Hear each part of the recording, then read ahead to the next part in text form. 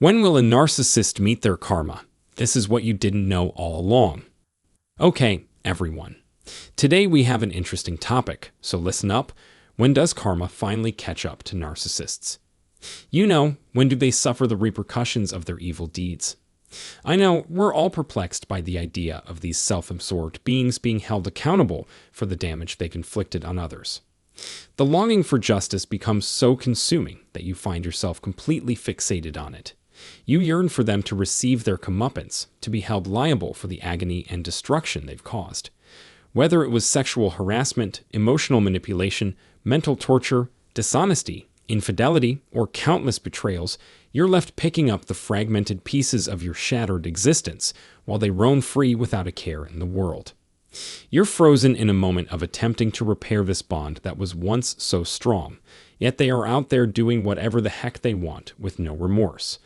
All the while, you're knee-deep in dense material, striving to learn about narcissism as if you're pursuing a PhD to make sense of the chaos and how to heal from it.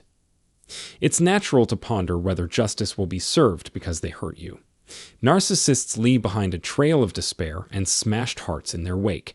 It's an intricate situation.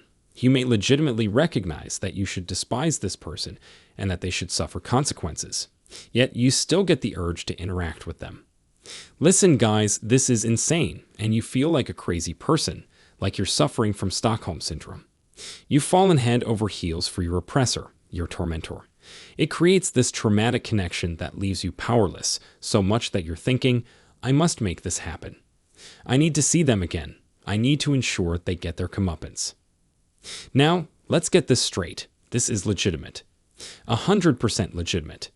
The person you loved, the person you devoted your life to, the individual you gave your heart, soul, so much time, whether you married them, had kids, or whatever, has shattered you. They've cheated on you, disregarded you, or worse yet, they were already in a 2-year relationship before meeting you, and then vanished into thin air. They're dragging out the divorce process just as they always have because heaven forbid they look bad. Consequently, they make it a protracted ordeal, and you're screaming, when the hell are they going to get what they deserve?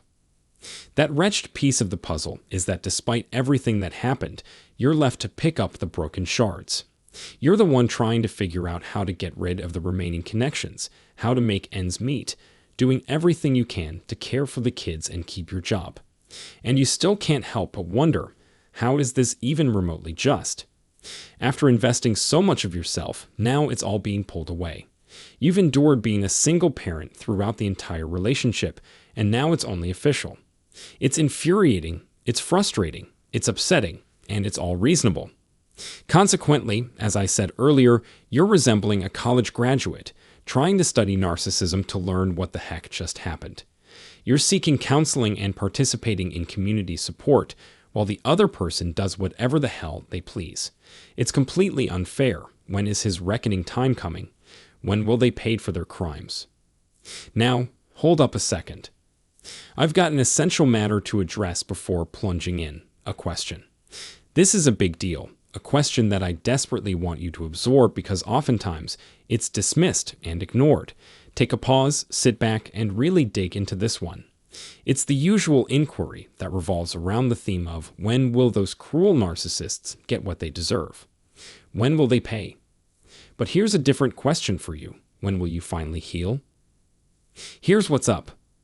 Some people assume that they can only begin healing when their perpetrator is penalized. Honestly, it's not true.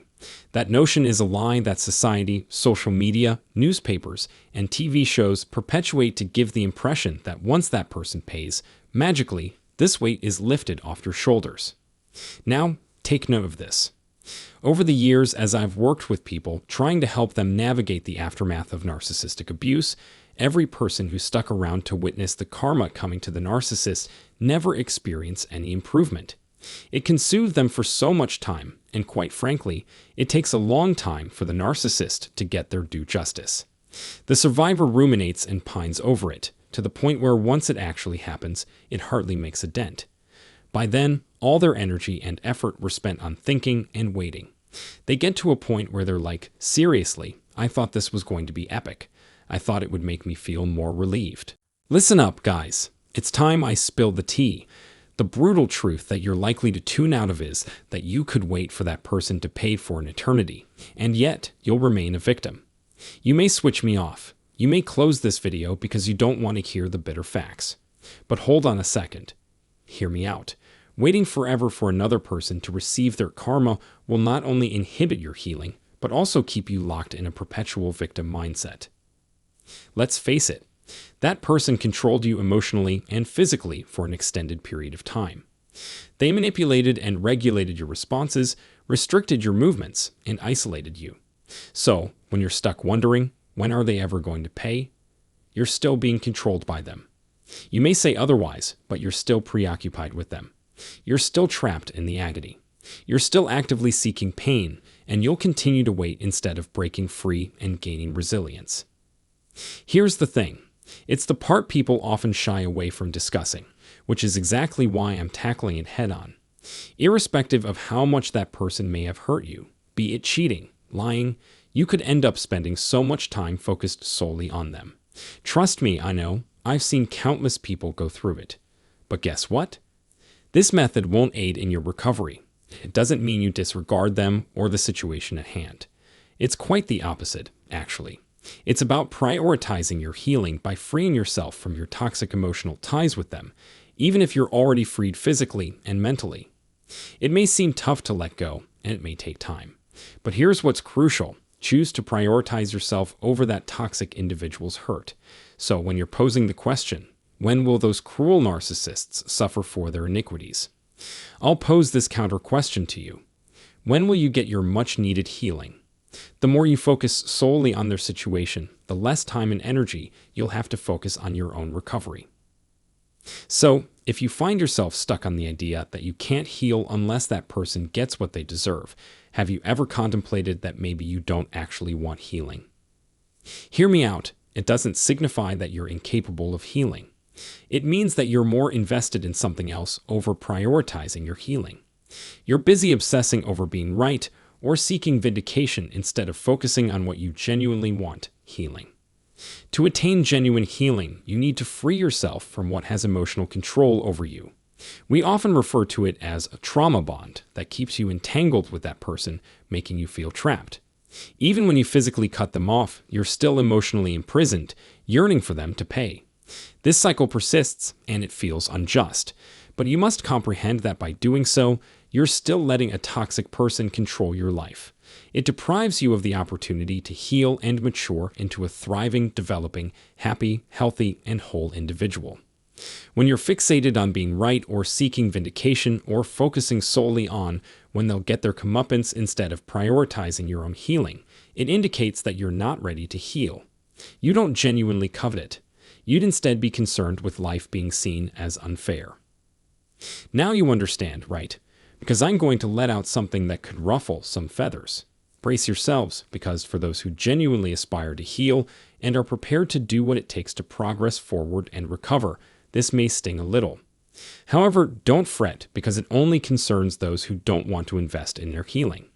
If you're one of the go-getters, hell-bent on unshackling yourself from thoughts of your perpetrator and breaking out of the cyclic entrapment, the time is ripe to begin investing in yourself. Understand the process and break yourself loose mentally, emotionally, and physically from that toxic narcissist. It's time for a change of dynamic, and it's time to shift your focus to understand narcissism and prioritize yourself. You can bring about a change in only yourself and discard their control over you. Also check the description box below for more resources. Once again, it's not about when the narcissist gets their karma. The real question you should be asking yourself is, when will you get your healing? So, thank you for watching this, and until next time, let the healing begin.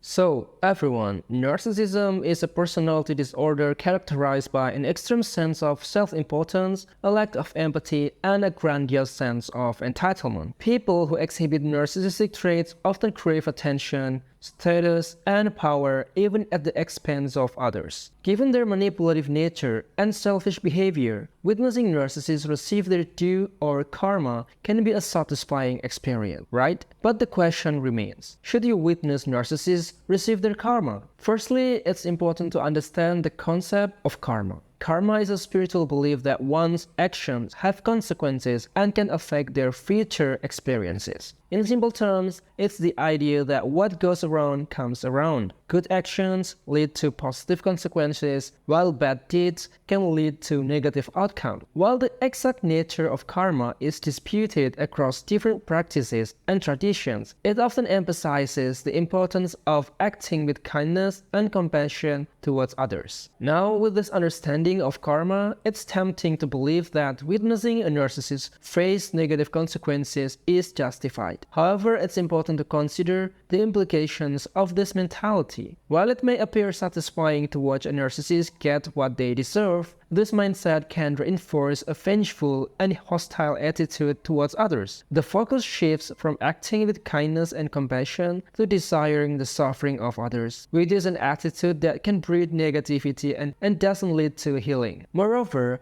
witnessing someone else's karma is not within our control. Ultimately, the universe will balance out the actions of an individual, and it's important to recognize that we may not always witness the effects of someone's negative behavior. Instead of fixating on karma, it's more beneficial to focus on our own actions and how we can live with kindness and compassion even in the face of negative behavior from others. Another factor to consider is the possibility of the narcissist getting away with their actions.